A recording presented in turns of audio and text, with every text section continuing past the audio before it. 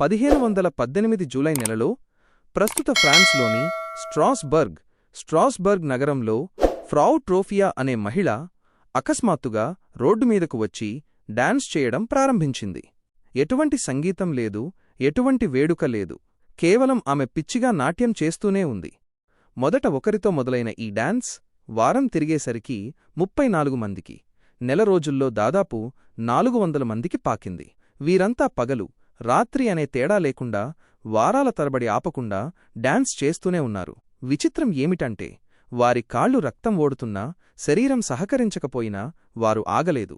చివరికి అలసట వల్ల గుండెపోటుతో లేదా స్పృహ తప్పి రోజుకు కొంతమంది చనిపోవడం మొదలయింది.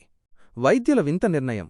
అప్పట్లో వైద్యులు దీనిని రక్తం వేడెక్కడం వల్ల వచ్చే సమస్యగా భావించి వారే అలసిపోయి ఆపుతారు అని భావించి వారికోసం ప్రత్యేకంగా వేదికలు కట్టించి సంగీతకారులను కూడా ఏర్పాటు చేశారు.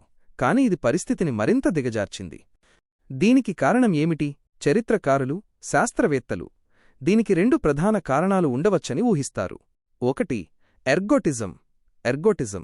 వారు తినే ఆహారధాన్యాల రైమీద పెరిగే ఒక రకమైన బూజు వల్ల వచ్చే విష ప్రభావం. ఇది మానసిక భ్రాంతిని, హెల్యూసినేషన్స్ కలిగిస్తుంది. 2 మాస్ హిస్టీరియా. ఆ కాలంలో ప్రజలు తీవ్రమైన కరువు, వ్యాధుల వల్ల విపరీతమైన ఒత్తిడిలో ఉండేవారు. ఆ మానసిక ఆందోళన ఇలా సామూహిక వింత ప్రవర్తనకు దారితీసి ఉండవచ్చు. సెప్టెంబరొచ్చేసరికి ఈ నాట్యమంతా అకస్మాత్తుగా ఆగిపోయింది. చరిత్రలో ఇదొక అపరిష్కృత మిస్టరీగా మిగిలిపోయింది.